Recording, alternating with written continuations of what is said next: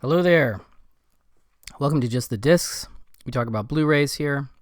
And today I'm pretty excited because I'm talking about what has become one of my favorite releases of 2024 so far. And it comes from the good folks at Powerhouse Films Indicator in the UK.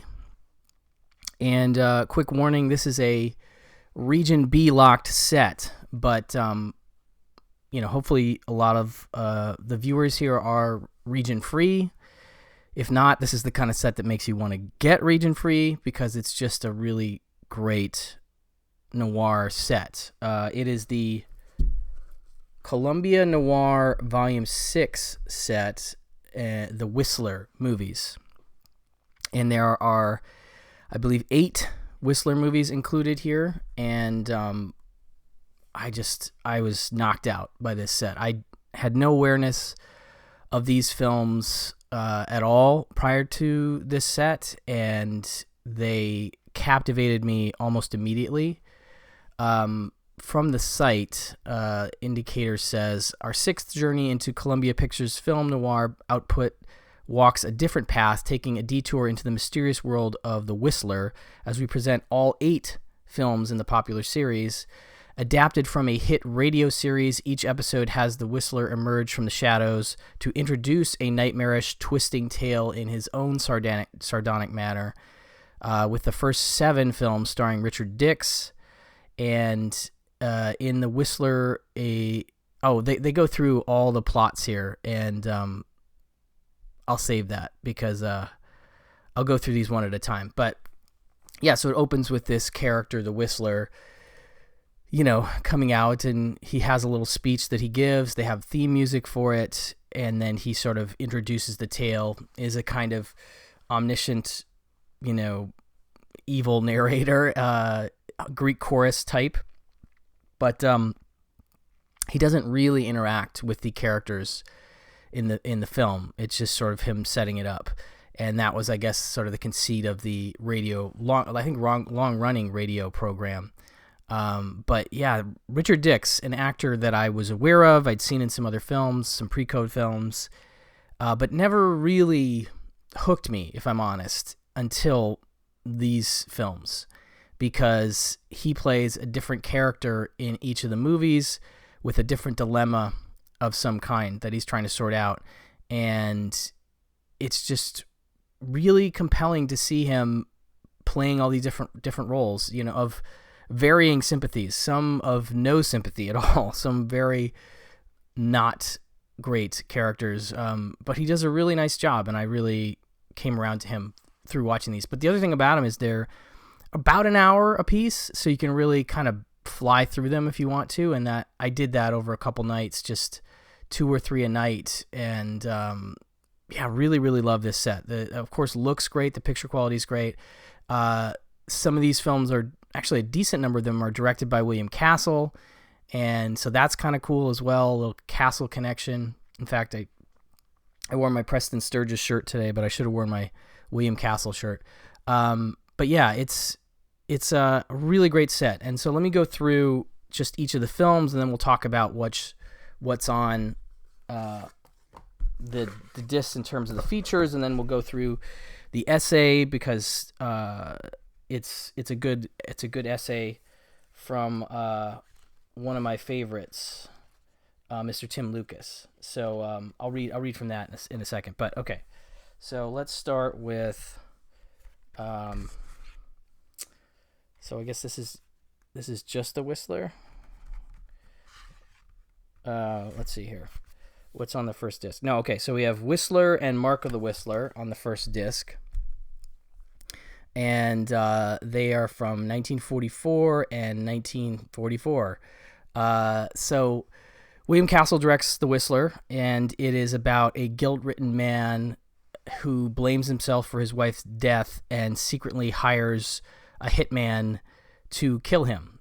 But he finds out that his wife isn't dead, and there's been some circumstances that make it difficult for him to contact the killer because it was sort of through a third party that can't be used to contact the killer anymore, and so now he has to try and call it off.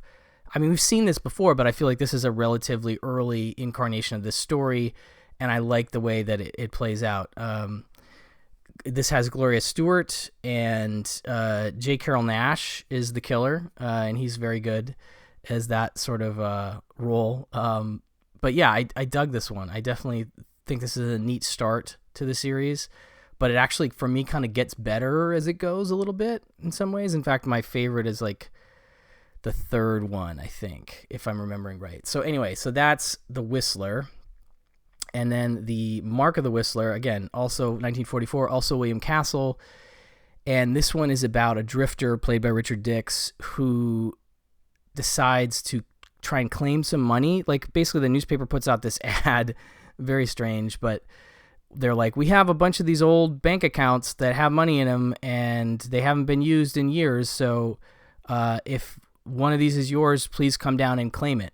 And he sees that he has the name of one of the account holders that has some money. And he's like, a drifter, so he doesn't have a lot of money. And he's like, well, that is my name. I can go down and claim that money. What could go wrong? Of course, a lot of things could go wrong. And he has to convince like this local, I can't remember if he runs like a secondhand shop or a clothing shop, but he basically has to convince this guy to A, get him a nice suit of clothing so he can go down to the bank and claim the money, and B, give him a place to stay for a couple days. And the guy is just like very suspicious, but decides, I can't remember if there's like at least $100 in every account, but we don't know how much money is in this account. And so he's like, well, you'll get at least your money back on the suit and a couple bucks on top of it. And, so it was like some kind of deal where he's going to get paid, but he's just constantly following Richard Dix around to make sure he doesn't take off with the suit or whatever. But of course there are some entanglements, and there's a reason why that money hasn't been claimed. And it's an enjoyable one to watch play out for sure. So that's Mark of the Whistler, 1944. Then we have, let's see here. Okay. Power of the Whistler and Voice of the Whistler. Now, Power of the Whistler, I think might be my favorite one. This is directed by Lou Landers from 1945. Richard Dix plays a man with amnesia that is kind of teed up at the beginning to be maybe not a great dude, but he seems nice. And basically you have a woman, I think Janice Carter plays the woman, who's like in a bar using a deck of cards to predict her. She's just sort of doing tarot readings with cards, and she has a way to like interpret the cards based on, the person that she's playing them for. And she's like, oh, I'm just going to do that guy over the bar. And she does it, and it comes up like he's going to die in the next 24 hours. And then she's like, oh, that's not good. And then she does it again. She's like, oh yeah, no, it's still coming up. And she's with a couple friends of hers. She lives with another woman who's engaged to a guy, and they're hanging out. And she's like, well, I got to tell him. And so she goes to talk to the guy, and Richard Dix, at the beginning of the movie, I forgot to mention, he gets hit by a car, kind of winged in the head. And so he's all disoriented with the amnesia, but he was off to do something before that happened, and we don't know what that is. So this woman goes to tell him, are you, I just saw this thing. I just thought I should tell you. I don't know you. And she kind of gets embroiled with him because he has amnesia. He's like, I don't know who I am. And then he actually like collapses in a cab or in a car. And she starts, just as a nice person, trying to help him figure out who he is. And he has like a certain items on him, like, receipts and other little items. I'm not going to go into the specifics of the items because it's kind of fun to see that reveal. But she starts tracking down the items to try and figure out if they connect to people who might know who he is, so they can figure out his identity. And as they go, things start to show signs of him maybe not being a good guy. And she's still trying to be nice and pleasant.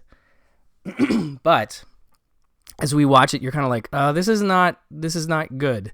And sometimes her friend will help her with another item, and so her friend will get information that she doesn't have that is definitely not necessarily good.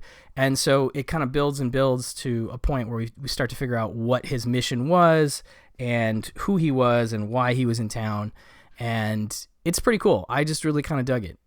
It just seems like a lot of these are like kind of an Alfred Hitchcock Presents adjacent kind of vibe. I mean, maybe Night Gallery, not quite Twilight Zone because they're not really supernatural, but they're more dark noir, dark psychological noir-y stuff.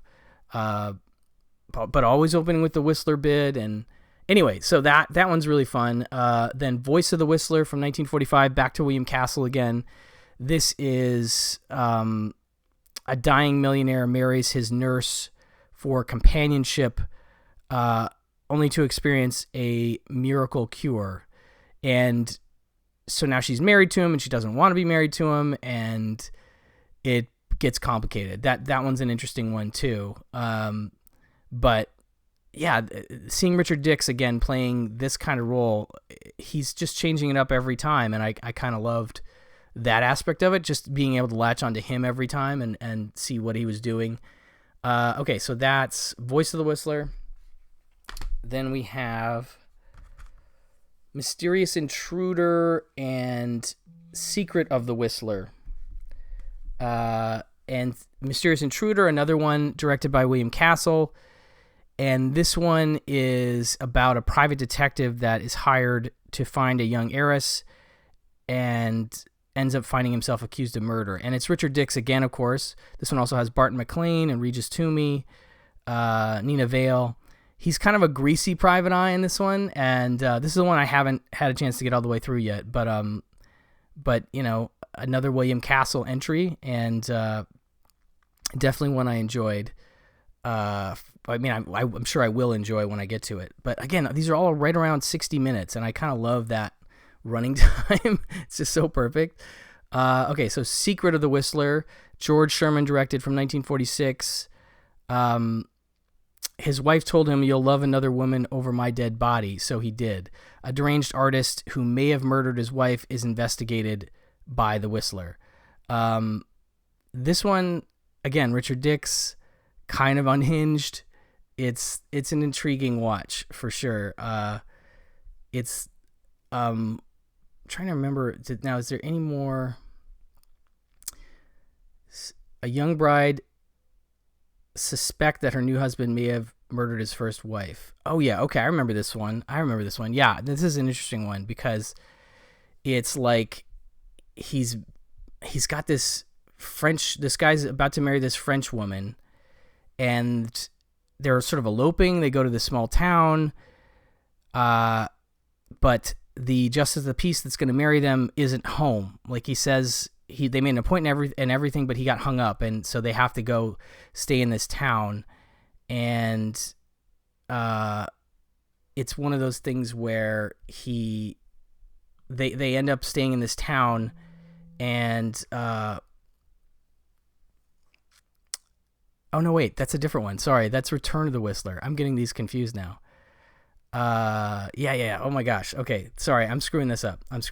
They're all fun though, and it's okay to get them crisscrossed because you'll enjoy watching them. So anyway, I don't remember how this one plays out, but I did enjoy it. I know I liked it. Next up we have the last two, which are The 13th Hour and Return of the Whistler, which is the one I was actually describing. 13th Hour, this one's interesting. Richard Dix plays a trucker who his business is basically almost destroyed when he's wrongfully accused of killing a policeman with whom he got in a fight, because he and the policeman are kind of into the same girl, and the cops kind of got it out for him, but then somebody steals one of his trucks, and it's complicated because he basically like loses his license at one point, and he's not supposed to drive, and he does drive, but he shouldn't be driving, and while he's driving, somebody steals his truck and kills this cop, and he's been seen driving the truck, so it's clear that like he would have been driving. At least that's a reasonable assumption. and he's got to find a way out of that situation. It's a big mess, but it's a great little trucking noir. I kind of like truck noirs. This one's William Clements, directed from 1947. And then Return of the Whistler, which doesn't star Richard Dix, is the one I was trying to think of. This is the guy trying to marry this French woman and going to this small town and getting stuck there, and then she gets abducted. She disappears, kind of, and he kind of has to figure out what the deal is, because she did mention they've only known each other like a few weeks. It's kind of a whirlwind romance, and she mentions being married, but there's some kind of weirdness about it, and it's a fun little, story to see play out once you get a sense of where it's going. So that's all 8 of the movies. Now, in terms of let's see here. In terms of the features, so on the Whistler and Mark of the Whistler, we have high def presentation of the Whistler, standard def presentation of Mark of the Whistler, audio commentary with film historian Josh Nelson on the Whistler, a whistle stop tour, which is a 25-minute new piece, in-depth overview of the series by critic and author Kim Newman, who is perfect for this. Like, I love Kim Newman, and he's just a great fit for this set. Love hearing his thoughts. It's Your America, 1945, 36-minute dramatized documentary focusing on soldiers returning from World War II, directed by John Ford and featuring J. Carrol Naish, who is the villain in The Whistler. Okay, so that's that one. Power of the Whistler and Voice of the Whistler, that set, both high-def presentations of the 2 films. Audio commentary with professor and film scholar Jason A. Nye on The Power of the Whistler, and audio commentary with film historian Lee Gambin, R.I.P., the late Lee Gambin, on Voice of the Whistler. Really sad to hear of his passing. We lost a really great film lover, a really great film scholar, and somebody who I had enjoyed many hours of their work on Blu-rays. So this is going to be a nice little sort of memorial visit for me. I haven't had a chance to listen to this track yet, but very excited to hear Lee's thoughts. Noir City interview with Robert Dix from 2010. It's about 19 minutes. An interview with the son of lead actor Richard Dix, recorded in Los Angeles following a screening of Power of the Whistler, my favorite. Stuart Holmes' oral history, 1958, 69 minutes. The rare archival audio recording of the prolific character actor in conversation with George Pratt. Okay, so then we have the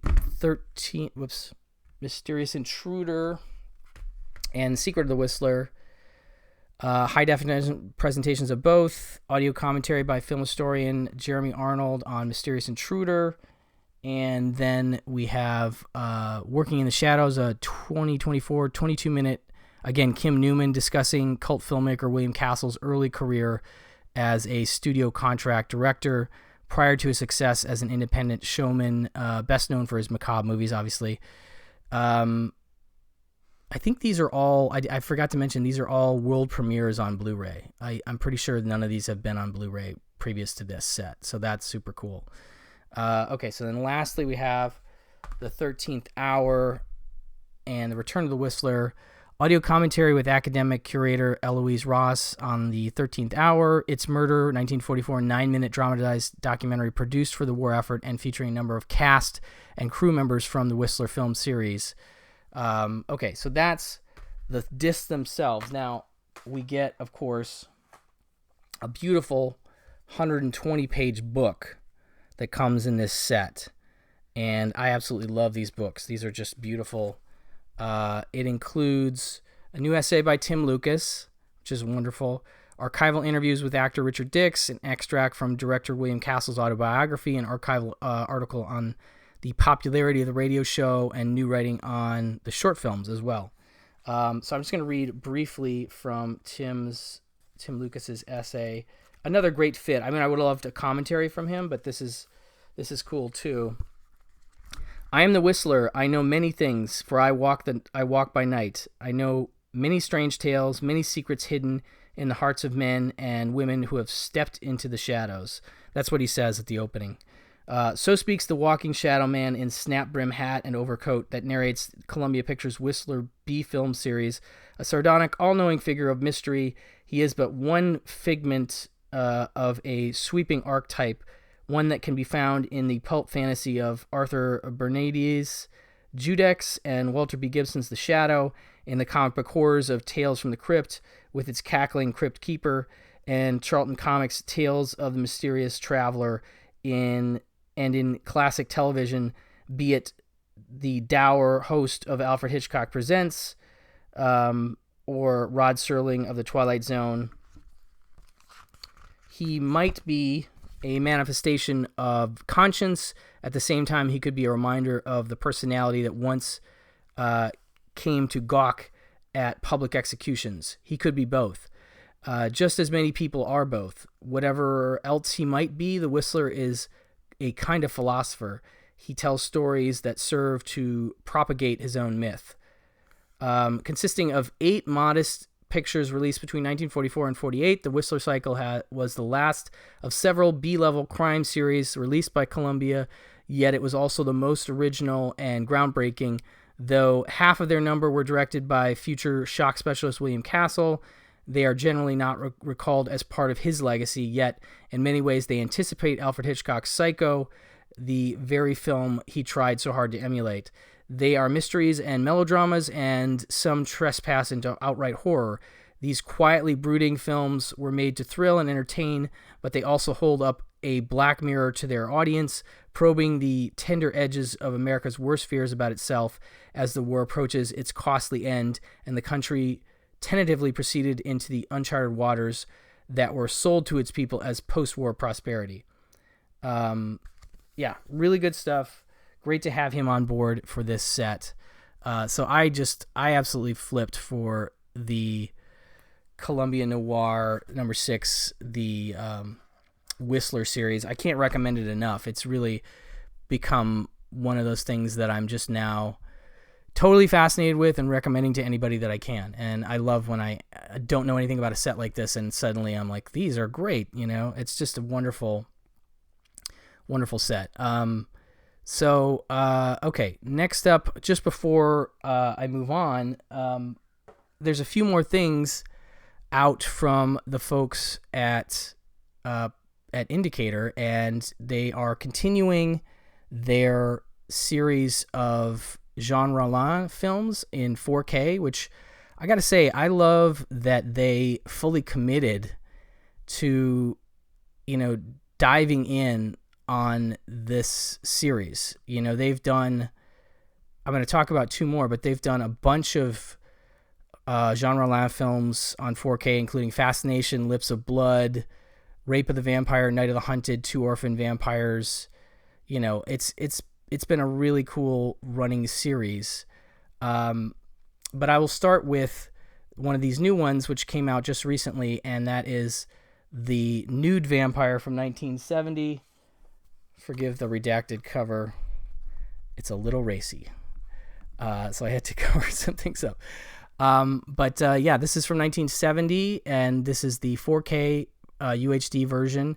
And these have all, in my experience, looked fantastic. And Rollin is a very visual filmmaker, and so it's beautiful that they've decided to commit to not only putting out a bunch of his films, but putting them out in 4K in the, I believe, world premieres of all of them in 4K. Don't quote me on that, but I'm pretty sure.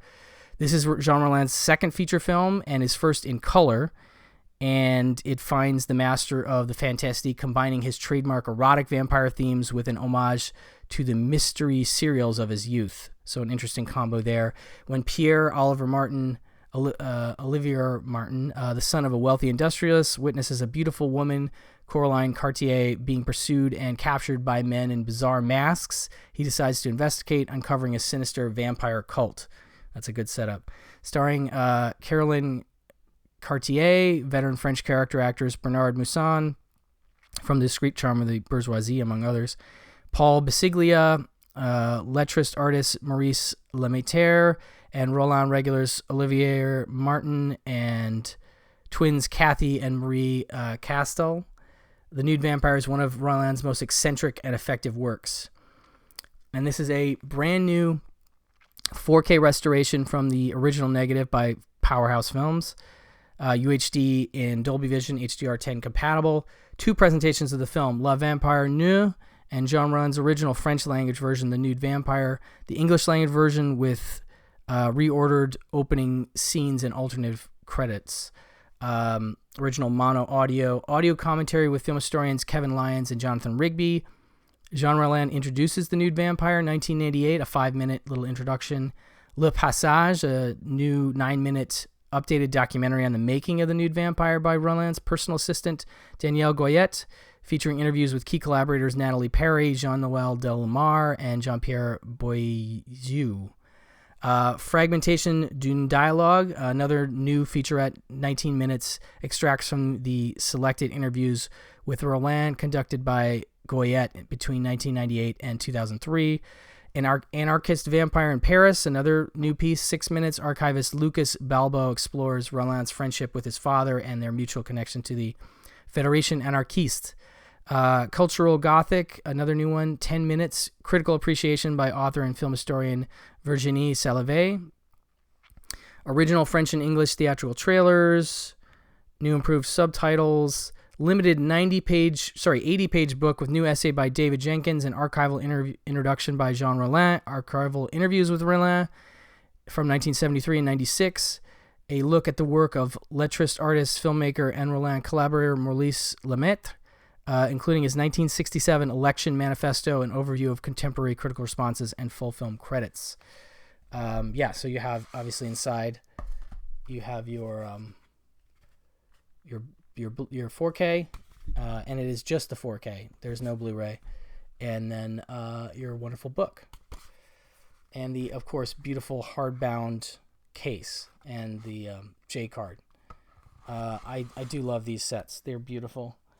And then secondly and lastly, we have the Demoniacs.